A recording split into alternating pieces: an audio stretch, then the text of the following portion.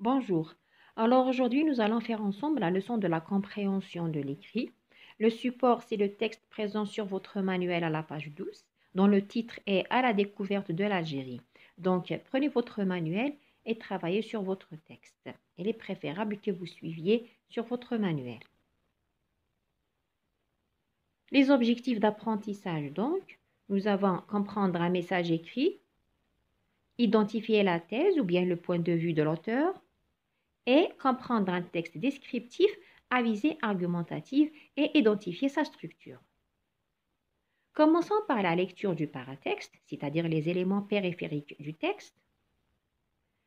Donc, on regarde le texte, on ne le lit pas et on relève les éléments périphériques ou bien le paratexte. Donc, le titre est À la découverte de l'Algérie. On regarde le texte.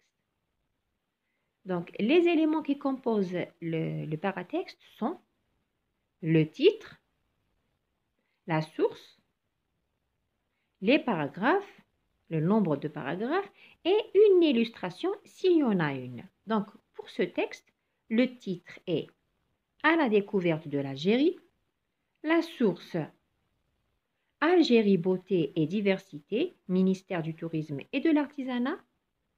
Ce texte se compose de 5 paragraphes et l'illustration, il n'y en a pas. Donc, ce texte est dépourvu d'illustration. Alors, on peut récapituler. Ce texte qui a comme titre À la découverte de l'Algérie est extrait de Algérie, beauté et diversité. Il s'agit peut-être d'une revue publiée par le ministère du Tourisme et de l'Artisanat en 2019. Ce texte est organisé en 5 paragraphes. Cette récapitulation, on peut la faire de plusieurs manières. Donc, les élèves peuvent s'amuser à reformuler ce petit énoncé. Passons maintenant aux hypothèses de sens. Donc, avant de lire le texte, d'après le paratexte, les élèves vont émettre des hypothèses de sens. Ils vont avancer des suppositions. Alors, à partir de cette consigne, d'après ce paratexte, à ton avis, sur quoi porte le texte? Donc, les élèves vont émettre différentes hypothèses de sens. Le professeur va en porter 3 au tableau.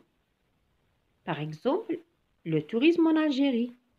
Un autre exemple, l'Algérie est un pays touristique qu'il faut découvrir.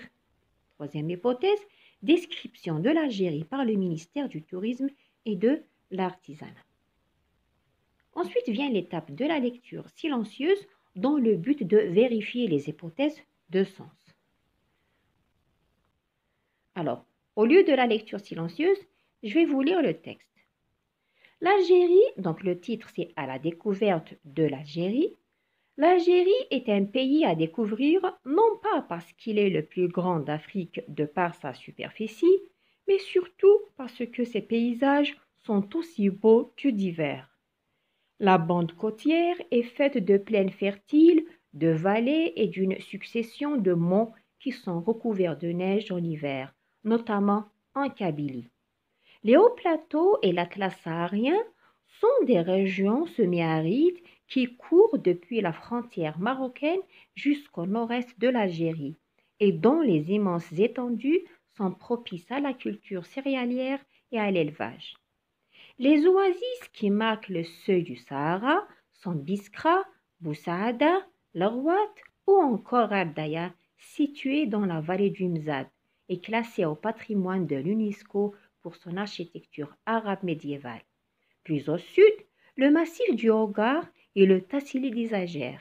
Ce dernier figure au patrimoine mondial de l'humanité grâce à ses peintures rupestres. Pour toutes ces raisons, visiter l'Algérie, c'est la promesse d'un enchantement perpétuel. Voilà. Alors, on va poser la première question. Quel est le thème de ce texte? C'est la même chose que la question précédente. Sur quoi porte le texte? Donc là, on vérifie les hypothèses de sens émises auparavant. Alors, le thème du texte est la beauté de l'Algérie et la diversité de ses paysages. Donc, on revient aux hypothèses de texte. Donc, on efface les fausses et on garde seulement les bonnes. Deuxième question, que fait l'auteur dans ce texte? Est-ce qu'il raconte, décrit ou explique? Alors, la réponse est, dans ce texte, l'auteur décrit. Quelle est la thèse avancée par l'auteur dans l'introduction? C'est-à-dire quel est son point de vue, le point de vue de l'auteur. Il faut toujours revenir au texte. Mettez le texte devant vous. La thèse avancée par l'auteur est l'Algérie est un pays à découvrir parce que ses paysages sont beaux et divers. Je choisis la bonne réponse. Ce texte descriptif, vous avez 3 propositions. Donc, ce texte descriptif, est-ce qu'il traite uniquement de l'histoire d'Algérie? Est-ce qu'il met en valeur la beauté et la diversité des pays d'Algérie, des paysages d'Algérie, bien de l'Algérie? Est-ce qu'il décrit les villes côtières de l'Algérie? Donc, la bonne réponse est met en valeur la beauté et la diversité des paysages d'Algérie. La question suivante. D'après le texte, quels sont les paysages qui composent le relief algérien? Alors, les différents paysages sont, donc nous avons dans le deuxième paragraphe, la bande côtière, c'est le premier argument. Dans le troisième paragraphe, les hauts plateaux et l'Atlas saharien. Et dans le quatrième paragraphe, on a parlé des oasis et du massif du Hogar et le Tassili des Adjers, ou bien le Tassili Nadjer.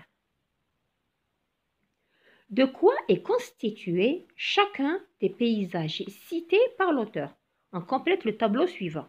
Alors, vous avez un tableau. Dans le tableau, nous avons la bande côtière, ce sont le relief. La bande côtière, les hauts plateaux et l'Atlas saharien, les oasis et le massif du Hogar. Alors, d'après toujours le texte, la bande côtière est composée des plaines fertiles, elle est composée de vallées, elle est composée de successions de monts. Les hauts plateaux et l'Atlas saharien est composé de régions semi-arides, ainsi que de terres propices à la culture céréalière et à l'élevage. Les oasis, on trouve Biskra, Boussaada, Larwat, Ghardaya. Pour le massif du Hogar, donc, on trouve surtout le Tassili des Adjers ou bien le Tassili Nadjer. La question suivante. Pourquoi Ghardaya est-elle classée au patrimoine de l'UNESCO? Toujours d'après le texte, Ghardaya est classée au patrimoine mondial de l'UNESCO pour son architecture arabe médiévale. Mais le mot médiéval veut dire relatif au Moyen Âge. Pour quelle raison le Tassili Nadjer figure-t-il au patrimoine mondial de l'humanité? La réponse est toujours dans le texte. Le Tassili Nadjer figure au patrimoine mondial de l'humanité grâce à ses peintures rupestres.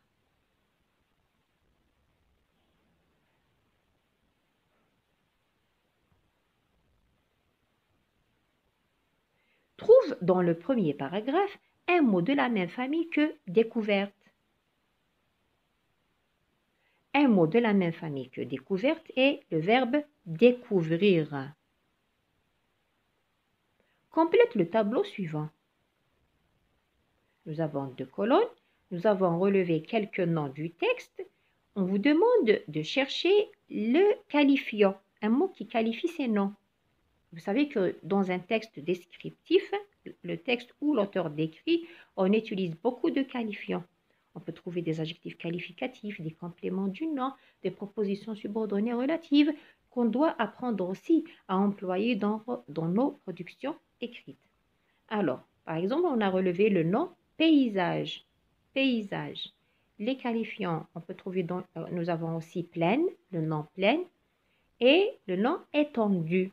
Donc, les qualifiants, nous avons beau et divers pour paysage, les plaines fertiles, c'est-à-dire propices à l'agriculture, et nous avons étendue immense, immense, très grande, très vaste.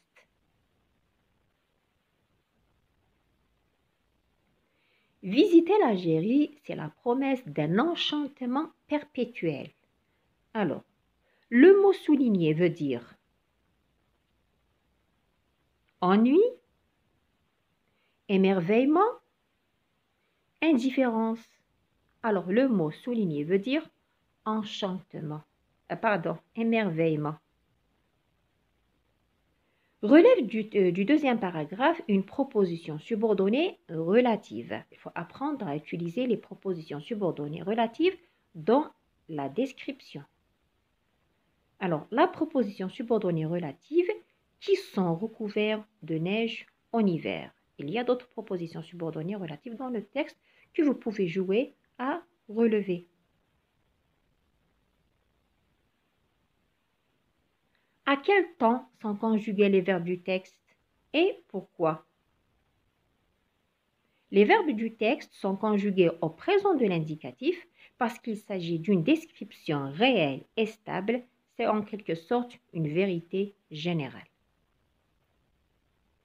Comment ce texte est-il structuré? Donc la structure d'un texte descriptif à visée argumentative. Alors ce texte se compose de 3 parties. La première partie est l'introduction, dans laquelle l'auteur déclare son point de vue. Il expose la thèse.